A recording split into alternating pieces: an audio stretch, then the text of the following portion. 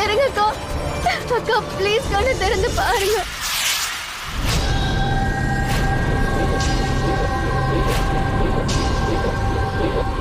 அக்கா எழுந்துறீங்க அக்கா. அக்கா ப்ளீஸ்க்கா. அக்கா எழுந்து என்ன பாருங்கக்கா.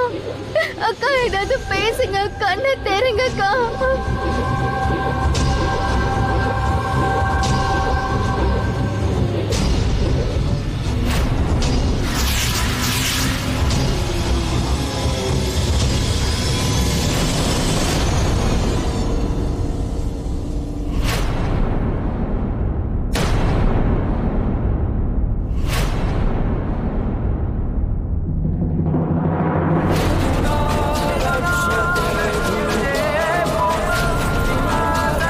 ரோகிணி உனக்கு ஒண்ணும் இல்ல? இல்ல.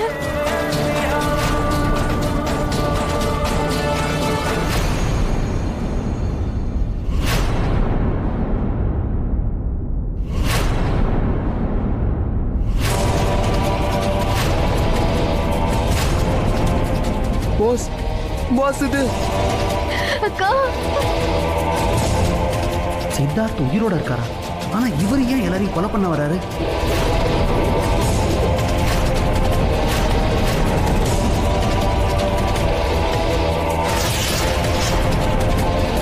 கேலண்டர், நீ சீமாவையும் ரோகிணியும் பத்திரமா பாத்துக்கோ. அக்கா அக்கா எழுந்துறீங்கக்கா.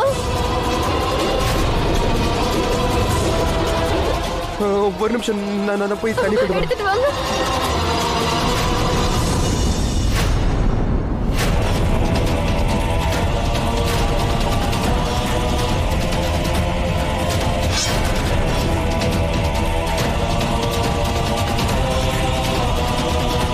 அக்கா அக்கா கண்ணை தெருங்கக்கா. எழுந்துறீங்கக்கா.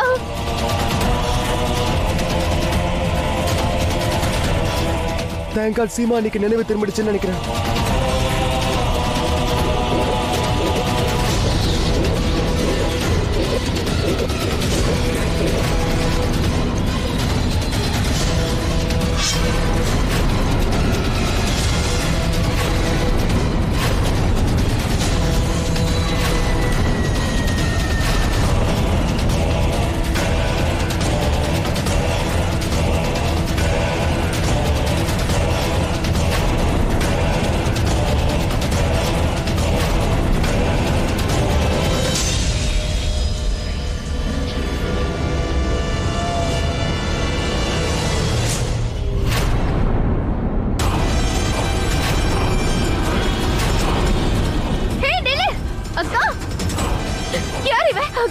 அக்கா சொல்றேன் கேளுங்க. வேண்டாம் நில்லு.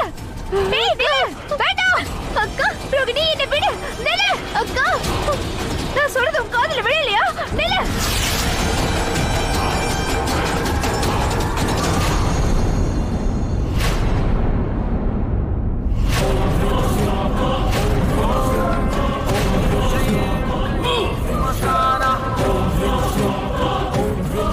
சித்தார்த்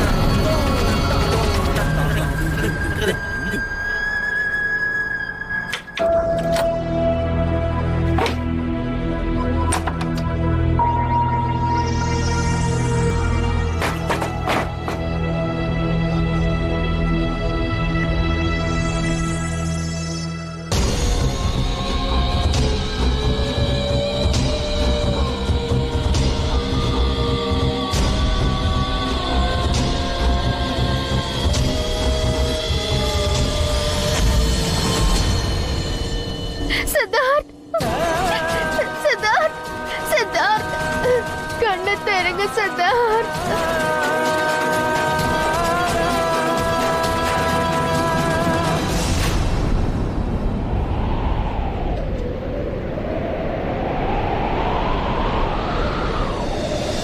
அக்கா வாய் மூடு.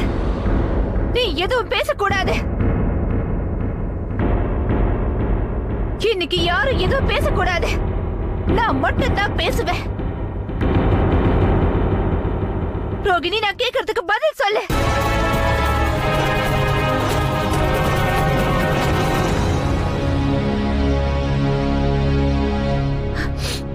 சொல்லு, என்ன நடக்குது? சொல்லு, என்ன நடக்குது? உனக்கு சித்தார்த் உயிரோட இருக்க விஷயம் தெரியும்னா நீ எதுக்காக எல்லார்கிட்டயும் அதை மறைச்சேன்னு சொல்லு. ஏன் இந்த நாடகத்தை ஆட்ட?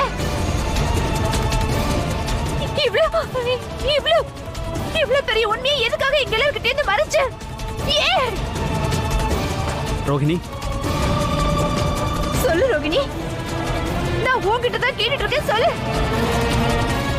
இங்க பாரு, இனியும் நீ மௌனமா இருக்க முடியாது ரோகிணி. அப்படி ஒருவேளை இப்பவும் நீ எதுவும் சொல்ல மறுத்துட்டேனா அப்புறம் இந்த சீமா உனக்கு பெரிய தண்டனையை கொடுப்பா. அத உன்னால வாழ்க்கை பூரா மறக்க முடியாது. பதில் சொல்லு. நீங்க எனக்கு தண்டனை கொடுக்கணும் தான் நானும் விரும்புறேன். என்னன்னா உங்ககிட்டயும் நம்ம குடும்பத்துல உள்ள எல்லார்கிட்டயும் உண்மையை மறைச்சிட்டேன்.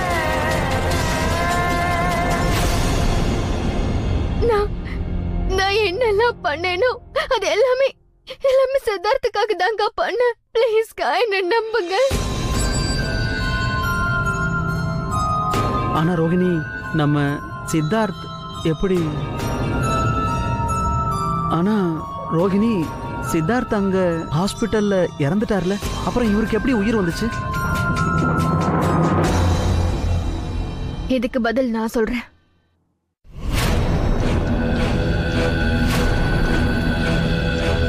சித்தார்த் தன்னை தானே திரிசூலத்தை வச்சு கொத்திக்கிட்டப்போ நீங்க எல்லாரும் அவரை காப்பாத்துறதுக்காக ஹாஸ்பிட்டலுக்கு கூட்டிட்டு போனீங்க. அப்போ நான் உண்மையிலேயே ரொம்ப மனவேதனையோட இருந்தேன். என்ன இது எல்லாமே என்னாலதான் நடந்துச்சு. நீங்க ரொம்ப சரியா சொன்னீங்கக்கா. அன்னைக்கு சித்தார்த்த அடையணுங்கிற பேராசையால நான் எல்லாத்தையும் இழந்துட்டு நிக்கிறேன். அதனாலதான் என்னோட உயிரை நானே மாச்சுக்கணுங்கிற முடிவுக்கு வந்தேன்.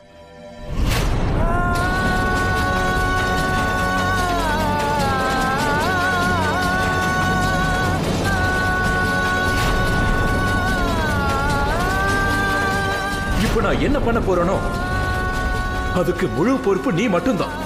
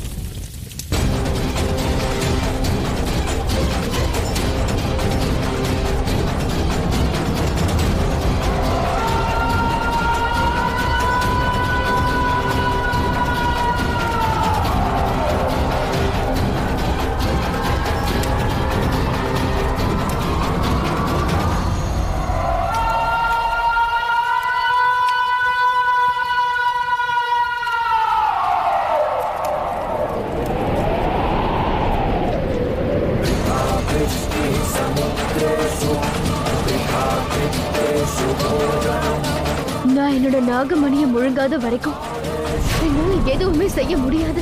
ஏன்னா என்கிட்ட இருக்கிற நாக சக்திக்கான காரணம் அந்த நாகமணி தான்க்கா.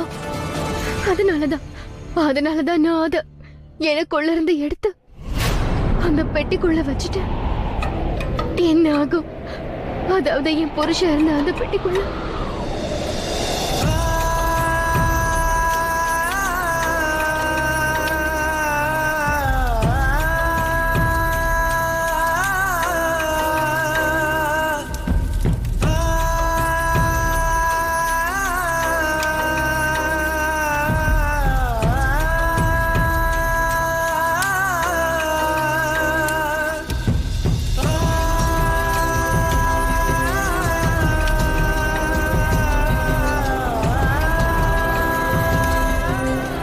நாகமணியை நானே அழிக்கணும்னு நினைச்சேன்க்கா.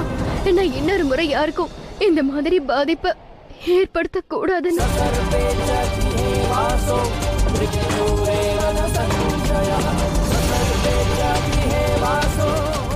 எந்த திரிசூலத்தை வச்சு சித்தார்த் அவரோட உயிரை எடுத்துக்கிட்டாரு, அதே திரிசூலத்தால நான் என்னோட உயிரை எடுக்கணும்னு முடிவு பண்ணிக்கிட்டேன். நான் தற்கொலை பண்ண முயற்சி பண்ணும்போது சாகிறதுக்கு ஏன் அவ்வளவு அவசரம்?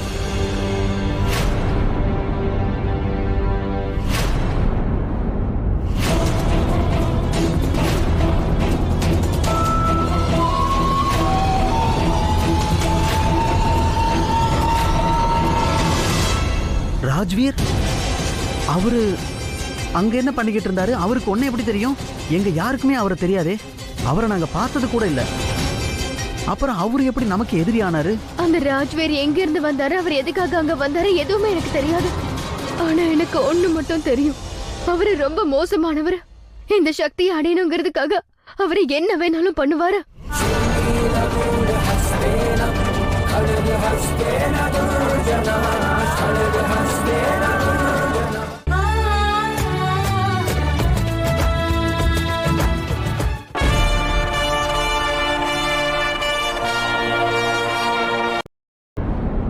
அதனாலதான் இந்த மாதிரி டிராமா பண்ணிட்டு இருக்கா. இவ்வளவு ராஜ்வீரும் கூட்டாளிகளா இருப்பாங்க. இல்ல, நான் என்னோட உயிரை எடுத்துக்கணுங்கிற முடிவுல தான் இருந்தேன். ஆனா அந்த ராஜ்வீர் என்ன அப்படி செய்ய விடாம தடுத்துட்டாரு. உனக்குள்ள அவ்வளவு சக்திகள் இருக்கும்போது ஒரு சாதாரண மனுஷங்கிட்ட உன்னால எப்படி தோக்க முடியும்? நீங்க சொன்னது சரிதான்க்கா. ஆனா என்னோட பலத்துக்கும் எல்லா சக்திகளுக்கும் காரணம் அந்த நாகமணி தான். அதை நானே என் கையால அந்த பெட்டியில போட்டு எரிச்சேன். ராஜ்வீரோட எண்ணம் சரின்னு எனக்கு தோணல. அதனாலதான் நான் என்னோட நாகமணியை பெட்டியில இருந்து திரும்ப எடுத்துக்கலாம்னு முயற்சி பண்ணேன். ஆனா நான் அப்படி செய்யறதுக்கு முன்னாடி அந்த பாக்ஸ்ல இருந்த நாகமணிய அந்த ராஜ்வீர் எடுத்துட்டாரு. என்னோட நாகத்தை அவர் எரிச்சிட்டாரு.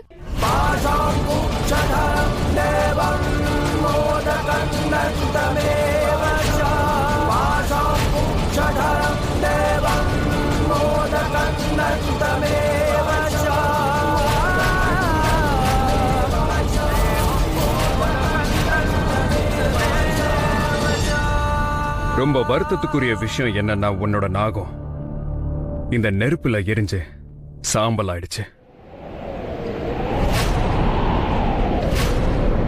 ஆனா சந்தோஷமான விஷயம் என்னன்னா, நான் இந்த நாகமணியை காப்பாத்திட்டேன்.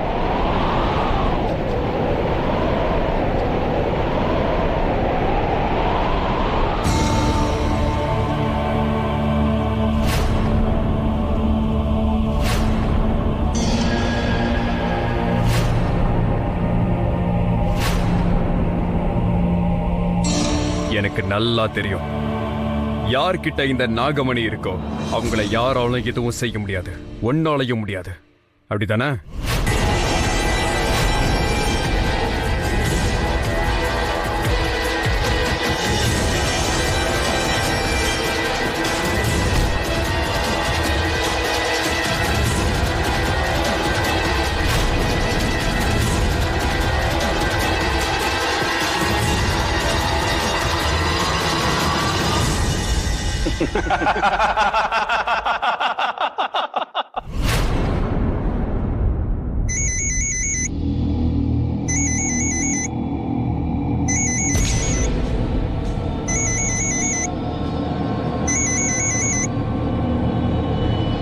சொல்லு.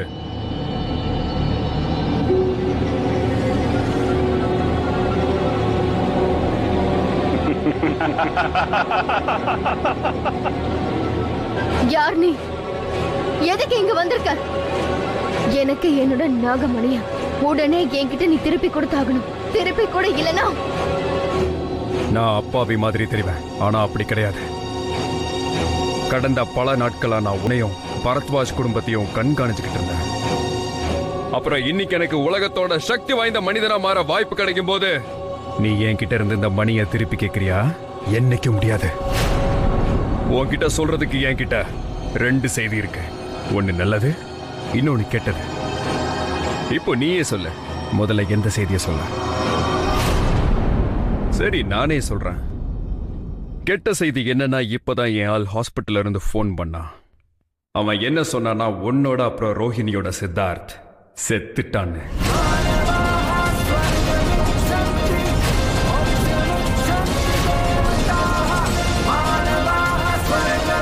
இல்ல, அந்த மாதிரி நடக்க முடியாது. நீ போய் சொல்ற. சீமா அக்காவும் ரோஹிணியும் சித்தார்த்த ஹாஸ்பிடல் கூட்டிட்டு போனாங்க. என்னால நம்ப முடியாது. இப்ப ஹாஸ்பிட்டல்ல என்ன ஏதாவது மந்திரக்கோள் இருக்கா என்ன? யார் அங்க கூட்டிட்டு போனாலும் உயிர் பொழைக்கிறதுக்கு. இப்ப நல்ல செய்தியை கேளு. அதுக்கப்புறம் உன்னோட இந்த பச்சை நிற கண்ணை எனக்கு காட்டு.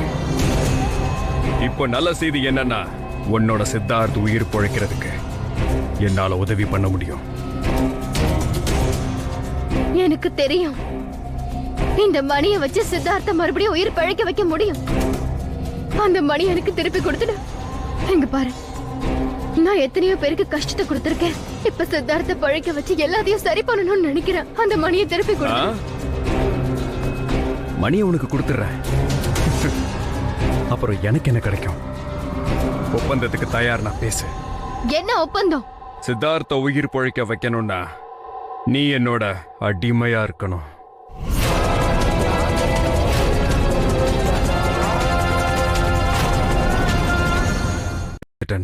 இப்போ உன்னோட வசியமாகட்டும் இல்ல உன் சக்தி ஆகட்டும் எதுவுமே எனக்கு எதிராக வேலை செய்யாது. இப்போ உன்கிட்ட இதை தவிர வேற வழியே இல்லை. அதனால நான் என்னெல்லாம் சொல்றேனோ அதை தான் நீ செஞ்சாகணும். அதுக்கப்புறம் என்னைக்கு நீ என்னோட கட்டளையை மீறி நடக்கிறியோ அன்னைக்கு நான் சித்தார்த்தோட உயிரை திரும்ப எடுத்துருவேன்.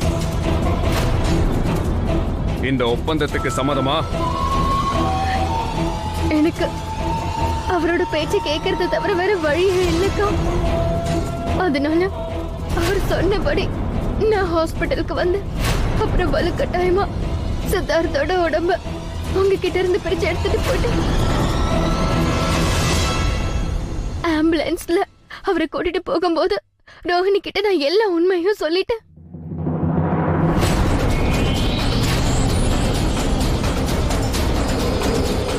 சித்தார்த்தோட உடம்ப நான் நடுவுலயே மறைய வச்சிருந்தேன்னா நீங்க என்ன என்னைக்குமே தேடிட்டே இருந்திருப்பீங்க. அதனால ரோஹிணி கையால டூப்ளிகேட் திரைசூலத்தை வச்சு என்ன கொலை பண்ண சொன்னேன். அதுவும் ஒரு நாடகம் தான்.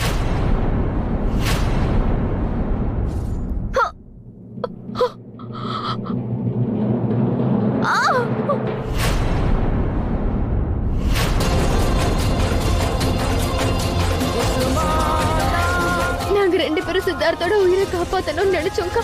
அதுக்காக ரோஹிணியும் எனக்கு துணையா இருந்தா. அந்த ராஜ்வீர் சொன்னதுனால நான் ரோஹிணி கிட்ட சத்தியம் வாங்கிக்கிட்டேன். இந்த உண்மையை பத்தி அவ யார்கிட்டயும் சொல்ல கூடாதுன்னு. அவளும் எனக்கு சத்தியம் பண்ணி கொடுத்தா.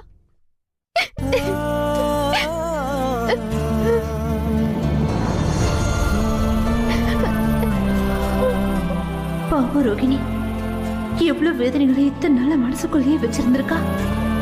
சித்தார்த் உயிரோட இருக்கணுங்கிறதுக்காக அவ எதை வேணாலும் செய்ய தயாரா இருந்திருக்கா. ஒரு நிமிஷம் ஆயா. அப்புறம் சீமா, ரோஹிணி, கேலண்டர் சித்தார்த்தோடைய பாடி எடுத்துக்கிட்டு ஹாஸ்பிட்டல்ல இருந்து கிளம்புனாங்களே, அதுக்கப்புறம் எக்ஸாக்டா என்ன நடந்துச்சு? ஏன்னா ரோஹிணி கொடுத்த வாக்குக்கு கட்டுப்பட்டு இருந்தா. அப்புறம் சீமாவும் கேலண்டரும் அவங்களுக்கும் உண்மை தெரியாது. நீயும் ரோஹிணியும் சேர்ந்து ஒரு பிளான் போட்டீங்களே, அது பத்தி இவங்களுக்கு எப்படி தெரியாம போச்சு?